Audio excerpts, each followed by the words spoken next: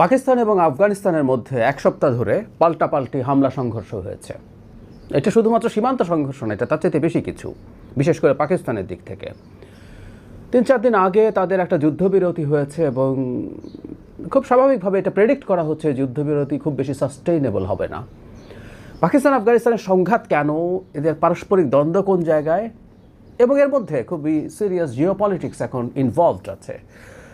সব কিছু নিয়ে কথা বলে, বিশেষ করে জিওপলিটিক্সের পার্টটা একটা আলাদা ভিডিও করব, কিন্তু প্রাথমিকভাবে তাদের এই সংঘর্ষ কেন হচ্ছে, কেন পরস্পরের এই ধরনের শত্রুতে পরিণত হয়েছে, কারণ আফগানিস্তানের তালেবানদের সাথে পাকিস্তানের ঐতিহাসিক সুসম্পর্ক ছিল, কেন সেটা এখন এতটা তিক্ত হয়ে দাঁড়ালো, সেগুলো নিয়ে কথা বলতে চাই। ইনফ্যাক্ট আরও আগেই বলতে চেয়েছিলাম, দেশের অভ্যন্তরে অনেকগুলো খুবই গুরুত্বপূর্ণ ইস্যু থাকার কারণে সেগুলো নিয়ে বেশি কথা বলা হয়েছে। সাম্প্রতিক সময়ে পাকিস্তান আফগানিস্তানকে একটা অভিযোগ করছিল, সেটা হচ্ছে পাকিস্তানের যে তালেবান টিটিপি বলে, তাদেরকে আফগানিস্তান আশ্রয় প্রশ্রয় দিচ্ছে, এই অভিযোগ। এখন টিটিপি কেন পাকিস্তানের জন্য প্রবলেম?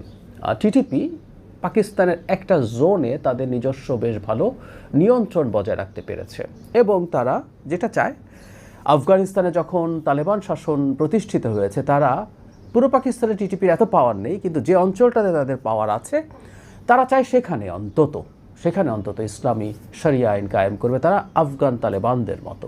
ইনফ্যাক্ট তারা একসময় একসাথে ছিল। এই হিস্ট্রিটা একটু বলে নেই। পাকিস্তান আসলে তার নিজের তৈরি করা একটা ফাঁদেই পড়েছে। একসময় পাকিস্তান তালেবানকে পেট্রোনাইজ করেছে, আমরা অনেকেই জানি। সেইটাই আসলে আজকে তার দিকে ফিরে আসছে। আফগানিস্তানে রাশিয়ান যে ইনভেশন ছিল 78 or 79 এরকম একটা সময়ে, ওই সময়কার সরকারকে বাঁচানোর জন্য, তখন স্নায়ুযুদ্ধ চলছে, সেই সরকারকে ফেলে দেওয়ার চেষ্টা করছে আমেরিকা। সো আফগানিস্তানে রাশিয়া নিজে ইনফিলট্রেট করেছে, তার বাহিনী সেখানে ছিল। সো রাশিয়ান বাহিনীর বিরুদ্ধে লড়াই করার জন্য তারা এই তালেবান তৈরি করে। ইনফ্যাক্ট তালেবান ঠিক সেই অর্থে তখন এরকম নাম ছিল না, তারা অনেক ইসলামিস্ট গ্রুপকে তারা সাহায্য করতে থাকে, তারা ট্রেনিং দিতে থাকে, এবং বলা বাহুল্য সেগুলো পাকিস্তানের মধ্যে হতো এবং সেখানে আমেরিকা ফান্ডেড। তো তাদেরকে রেখে তারা ধীরে ধীরে জিহাদে উদ্বুদ্ধ করতো, যাতে তারা সোভিয়েত ইউনিয়নের বিরুদ্ধে, ওখানকার যারা ছিল এবং ওই সরকারের বিরুদ্ধে ফাইট করে, এবং ফাইট করতে করতে একটা সময় তারা সফল হয়ে ওঠে। পরবর্তীতে তাদের মধ্যে এক ধরনের পারস্পরিক যুদ্ধ ছিল, এক একজন মিলিটারি তো না, তাদের যে ফোর্স ছিল সেটা কমান্ডারদের মধ্যে। তারপরে আমরা জানি একটা পর্যায়ে এসে তালেবান ক্ষমতা দখল করে, সেই ক্ষমতা থেকে আমেরিকা তাদেরকে আবার সরায়, আবার ফিরে আসে তালেবান। শেষ আমরা জানি জো বাইডেন ক্ষমতায় আসার পর সেখান থেকে আমেরিকা নিজকে প্রত্যাহার করে নেয় এবং তালেবানরা এখন একচ্ছত্র ক্ষমতায় আছে। আমরা মনে রাখবো, আগেরবারও তালেবানরা যখন ক্ষমতায় ছিল তখন পাকিস্তানের সাথে তাদের অতি সুসম্পর্ক ছিল। এবারও যখন তালেবানরা ক্ষমতায় আসে, প্রাথমিক অবস্থা বেশ ভালো ছিল। এমনকি আমাদের মনে থাকবে, আমরা জিওপলিটিক্সের আলোচনাটায় আসবো, ভারত তীব্র ক্ষোভ জানিয়েছিল আমেরিকার এই ধরনের উইথড্রয়ালের পর, কারণ ভারতের এখানে প্রচুর ইনভেস্টমেন্ট ছিল, মানুষের প্রতি ইনভেস্টমেন্ট ছিল, প্রজেক্টে ইনভেস্টমেন্ট ছিল, সেগুলোকে সব কিছু ছেড়ে চলে আসতে এবং ভারতকে ওখান থেকে এখন চলে যেতে বাধ্য করা হয়। যদিও এখনকার পরিস্থিতি ভিন্ন, ভারতের সাথে তালেবানদের অসাধারণ এক ধরনের সুসম্পর্ক প্রেক্ষাপট তৈরি হয়েছে। আবারও বলছি, সেটা জিওপলিটিক্স নিয়ে যেদিন আলোচনা করব সেদিন কথা বলবো। তো যাই হোক, এর পরবর্তী পর্যায়ে এখন যেটা দাঁড়ালো, তালেবানরা যখন ক্ষমতায় আসলো, পাকিস্তানের তালেবানরাও একই রকম সরকার চাইতেই পারে। এবং মজার ব্যাপার, পাকিস্তানের যে তালেবান আছে, তারা একসময় আফগানের যে তালেবান, তারা তো পাকিস্তানের ভূমিতেই ছিল, ভূমিতেই তারা ট্রেইনড হয়েছে অস্ত্র দিয়ে।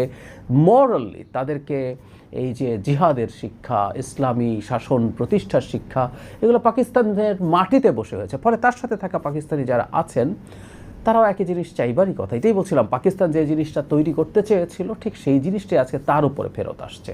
এখন এটাই সংকট। এখন টিটিপি পাকিস্তানের সেনাবাহিনীর উপরে দফায় দফায় হামলা করছে। এই প্রাণহানির সংখ্যা ক্রমাগত বাড়ছে প্রতি বছর, মানে গত বছরের তুলনায় এবার প্রায় 50% মতো বেড়ে গেছে। ফলে স্বাভাবিকভাবে যেটা হয়, পাকিস্তানের সেনাবাহিনী খুবই জেরবার হয়ে আছে। এখন পাকিস্তানের অভিযোগটা কি? পাকিস্তানের অভিযোগ হচ্ছে এই টিটিপিকে আফগানিস্তান মদদ দেয়। একসময় যেমন পাকিস্তানের মাটিতে থেকে আফগানিস্তানে হামলা করতো তারা ট্রেইনড হয়ে, ঠিক একই অভিযোগ এখন পাকিস্তান করছে যে আফগানিস্তানের মাটিতে বসে তারা পাকিস্তানে হামলা করছে যদি বিপদ হয়। পাকিস্তানেও আসছে, আবার আফগানিস্তানে পালিয়ে যাচ্ছে।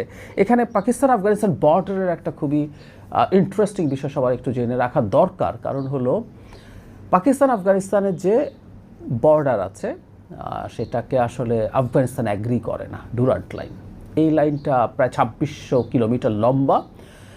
ব্রিটিশরা আরবিট্রারিলি এই লাইনটা টেনে দিয়েছিল আফগানিস্তানের সাথে, বলেছিল এটা তার সাম্রাজ্য, এর বাইরেরটা আফগানিস্তান। আফগানিস্তানটা কখনো মানেনি, এটা কোনো আলোচনা বা ঐক্যমত্যের ভিত্তিতে হয়নি। মজার ব্যাপার, আফগানিস্তান এখনও এটা ঠিকঠাক মতো মেনে নেয় না। অফিসিয়ালি মেনে নিয়েছে। আমাদের একটু আরেকটা তথ্য জেনে রাখলে জিনিসটা বুঝতে সহজ হবে। 1947-এ যখন পাকিস্তান স্বাধীন হয়, তখন একটা মাত্র দেশ জাতিসংঘে পাকিস্তানের এই যে রাষ্ট্র হয়ে ওঠার বিরুদ্ধে দাঁড়িয়েছিল, ভোট দিয়েছিল, সেটা হচ্ছে আফগানিস্তান। কারণ হচ্ছে ডুরান্ট লাইন। এই লাইনটাকে সে সীমান্ত হিসেবে মেনে নেয় না বলেই পাকিস্তানের, সে কারণে সে পাকিস্তানকে স্বীকৃতিও দিতে চায়নি। পরের পরিস্থিতি পাল্টেছে, কিন্তু এখনও এই সমস্যা রয়ে গেছে। কারণ এই লাইনটা একটা বিশেষ জাতিগোষ্ঠীকে ভাগ করে দেয়, পশতুন।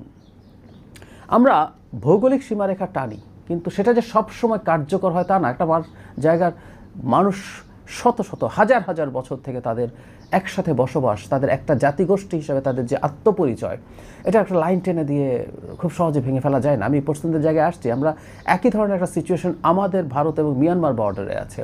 আমাদের ভৌগোলিক সীমারেখা টেনে দেওয়া হলো, কিন্তু প্রায় 50টার মতো জাতিগোষ্ঠী মিলে একটা আমব্রেলা টার্ম আছে, কুকি চীন, চীনরা। এই চীনদেরকে এই বর্ডার দিয়ে, বাউন্ডারি দিয়ে ভাগ করে ফেলা যায় নাই আসলে। আমরা খেয়াল করব বেশ কিছুদিন আগে যখন মিয়ানমারের এই গৃহযুদ্ধ শুরু হয়ে যায়, তাদের চীন পিপল ভারতে যখন পালাচ্ছিল, তখন সেখানে কাঁটাতারের বেড়া দেওয়ার কথা হচ্ছিল মিজোরামে, মণিপুরে। কিন্তু সেখানকার তাদেরই জাতিগোষ্ঠীর যে অংশরা আছে, তারা কিন্তু শক্ত প্রতিবাদ করেছে এবং তারা রাদার তাদেরকে আশ্রয় দেওয়ার পক্ষে ছিল। এটাও সেই পুরনো ব্যাপার। এমনকি ওই জোনটা, মিয়ানমারের একটা অংশ, ভারতের একটা অংশ এবং বাংলাদেশের খানিকটা মিলে একটা আলাদা রাষ্ট্রের আলাপও তারা করেন। আমাদের এই যে কুকি চীন, তাদের সেই অংশ, তারা সেটার পার্ট হতে চান। সুতরাং যে কথাটা বলছিলাম, আপনি একটা লাইন টেনে দিলেই আসলে দুই অঞ্চলের মানুষকে ভাগ করে ফেলা সোজা না। ডুরান্ট লাইন যখন আরবিট্রারিলি টেনে দেওয়া হয়, তখন দেখা গেছে যে একই পরিবারের দুটো বাড়ি দুদিকে, দু ভাই দুদিকে পড়ে গেছে। এরকম ঘটনা বাংলাদেশ ভারতের সীমান্তের ক্ষেত্রে হয়েছে। তখন তো যেহেতু পাকিস্তান ছিল, একই রকম ঘটনা ঘটেছে। সো যে কথাটা বলছিলাম, পশতুন জাতিগোষ্ঠীটা ভাগ হয়ে যায়। অন্যান্য ভাগ যেমন তেমন, কিন্তু পশতুন ভাগ হয়ে যায়। একটা অংশ আফগানিস্তানে থেকে যায় এবং একটা অংশ পাকিস্তানের মধ্যে পড়ে যায়। সেটা হচ্ছে মূল সমস্যা। পাকিস্তানে খাইবার পাখতুনখোয়া যে প্রদেশ আছে, সেখানে পশতুন, এখানে একটু বলে রাখা ভালো, পাকিস্তানের পশতুনদেরকে পাঠান বলা হয়, একই জাতিগোষ্ঠী। এখন এই পশতুন জাতিগোষ্ঠী আফগানিস্তানের টোটাল জনসংখ্যার 50%, যদিও সংখ্যায় পাকিস্তানের পশতুনরা বেশি, যেহেতু পাকিস্তানের জনসংখ্যা অনেক বেশি, এটা প্রায় আফগানিস্তানের ডাবল, কিন্তু আফগানিস্তানের পশতুনের সংখ্যা প্রায় হাফ। এখন যে ঘটনাটা ঘটে আসলে, বিশেষ করে ওই প্রভিন্সে যে ধরনের কর্মকাণ্ড টিটিপির আছে, তারা কর্মকাণ্ডগুলো করে পাল্টা চলে যেতে পারে আফগানিস্তানের দিকে। কারণ একই জাতিগোষ্ঠী, তারা তাদেরকে আশ্রয় দেওয়ার জন্য বসে আছে। তাদের মধ্যে এই অতীতের যে সম্পর্ক, তাদের যে সম্পর্ক, তারা আবারও বলছি, তারা এই লাইন এখনও মানে না। ফলে সেটা তাদের জন্য সহজ হয়। পাকিস্তানের অভিযোগ মূলত এই জায়গায় যে তারা খুব সহজে ওদিকে চলে যেতে পারে, এবং এটা রিটালিয়েশন হিসেবে পাকিস্তান কতগুলো ব্যবস্থা করা শুরু করলো। সে সীমান্তে কড়াকড়ি শুরু করলো, সে ওখানে কাঁটাতারে বেড়া দিতে শুরু করেছে, এবং বেশ কিছু জায়গায় আসা যাওয়ার খুব অবাধ সুযোগ ছিল। এটা আসলে দুটো দেশই মেনে নিয়েছিল যে এই জাতিগোষ্ঠী যেহেতু এটা মেনে নেয় না, তাদের প্রচুর অবাধ আসা যাওয়ার সুযোগ, তাদের বেচা বিক্রির সুযোগ, এগুলো রাখা ছিল। কিন্তু এখন যেহেতু এটার সুযোগ নিয়ে পাকিস্তানের দাবি মতে টিটিপি ওখানে চলে যায়, ওখান থেকে লুকিয়ে পাকিস্তানের উপর হামলা করে, পাকিস্তান এটা পছন্দ করেনি, এগুলোর উপর সে রেস্ট্রিকশন আরোপ করতে শুরু করেছে। এটাই জাতিগোষ্ঠীকে আরও ক্ষুব্ধ করেছে এবং সেটার কারণেই এই পরিস্থিতি তৈরি। এখন পাকিস্তান যেটা করলো, পাকিস্তান একটা ম্যাসিভ পদক্ষেপ নিয়েছে। সে সীমান্তে এর মধ্যেই মাঝে মাঝে আক্রমণ করার চেষ্টা করেছে, কিন্তু সাম্প্রতিক সময়ে এই কারণে যেটা হয় যে পাকিস্তানের যে সাথে যেহেতু সম্পর্কটা খারাপের পর্যায়ে যাচ্ছে, পাকিস্তান আক্রমণ করছে, এদিকে তালেবানরাও পাকিস্তানের বর্ডার ক্রস করে তাদের সেনা চৌকিতে আক্রমণ করে সেনা হত্যা করেছে। এরকম পাল্টাপাল্টি চলছিল। কিন্তু এর মধ্যে একটা ঘটনা ঘটে, যেটা হয় সেটা হলো যখন শত্রু আমার বন্ধুর মতো আফগানিস্তানের সাথে যেহেতু পাকিস্তানের সমস্যা শুরু হয়েছে, ভারত এখন না, ইনফ্যাক্ট ভারত প্রথম দিকে একটা শক খেয়েছিল তালেবান আসার পর, অত্যন্ত টাফ মন্তব্য করেছে, আমেরিকার 14 পুরুষ উদ্ধার করেছে, এরকম আরবিট্রারি চলে যাওয়ার কারণে পরবর্তীতে সে তার সাথে যোগাযোগ রাখতে চেষ্টা করে, যোগাযোগ করতে চেষ্টা করে, করতে করতে এই সংকটটা আফগানিস্তানের সাথে ভারতের সম্পর্ককে একটা নতুন পর্যায়ে নিয়ে যাওয়ার জন্য সাহায্য করেছে। আমরা দেখলাম আফগানিস্তানের তালেবানের পররাষ্ট্রমন্ত্রী ভারত সফর করলেন, তিনি ভারতের বিভিন্ন জায়গায় গেলেন, এমনকি দেওবন্দ মাদ্রাসায় গেছেন। এই পররাষ্ট্রমন্ত্রী কিন্তু পাকিস্তানে থেকে পড়াশোনা করেছেন, বড় হয়েছেন। মজার ব্যাপার আজকে এই জায়গায় যে তিনি এখন পাকিস্তানের বিরুদ্ধে দাঁড়িয়েছেন, পলিটিক্স এইরকমই। এবং এদের একটা বড় অংশ যেহেতু দেওবন্দ থেকে পড়াশোনা করে যায়, তিনি দেওবন্দে গেছেন, সেটাও আমরা দেখতে পেলাম। কিন্তু এখানে একটা খুব গুরুত্বপূর্ণ কাজ পাকিস্তান করে, এই কাজটা সঠিক হয়েছে কিনা এই প্রশ্ন আসতে পারে, কারণ এই টেনশনকে এসকালেট করতে সেটা সাহায্য করেছে। ঘটনাচক্রে মনে হতে পারে যে পাকিস্তান কাবুল এবং কান্দাহারে বিমান হামলা করেছে টিটিপির যে স্থাপনা তাকে লক্ষ্য করে, এটা পাকিস্তানের দাবি, এটাই হবার কথা। কিন্তু আপনি একটা দেশের রাজধানীতে, স্বাধীন দেশের রাজধানী এবং একটা গুরুত্বপূর্ণ শহরে যখন হামলা করেন, সেটাকে একটা দেশের সভরেন্টির উপরে হামলা মনে হয়। ধারণা করা যায় যে আফগানিস্তানের জিনিসটা কোইন্সিডেন্স হয় বলে এটা ধারণা বা এটা মনে করার যথেষ্ট কারণ আছে। যখন আফগানিস্তানের পররাষ্ট্রমন্ত্রী ভারত সফরে গেছেন, তখনই এই হামলাটা হয়। তার আফগানিস্তানকে পাকিস্তান বার্তা সম্ভবত দিতে চাইছিল যে ভারতের সাথে তুমি খুব বেশি দহরম মহরম করতে পারবে না, সেই সময় হামলাটা। কিন্তু যেটা ঘটে, এই দেশের ভেতরে হামলা, এবং আফগানিস্তান দাবি করে সেখানে প্রচুর বেসামরিক মানুষের আহত হয়েছেন বা মারা গেছেন। এই হতাহত হওয়াটাকে সে নেগেটিভ রেট, সে আবার পাল্টা হামলা করে, এই ঘটনাটা ঘটতে থাকে। এই হচ্ছে মোটামুটি ব্যাকগ্রাউন্ড তাদের পারস্পরিক সংকট নিয়ে।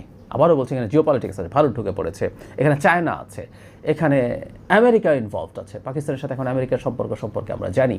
সো সব কিছু মিলে এটা একটা জটিল পরিস্থিতি।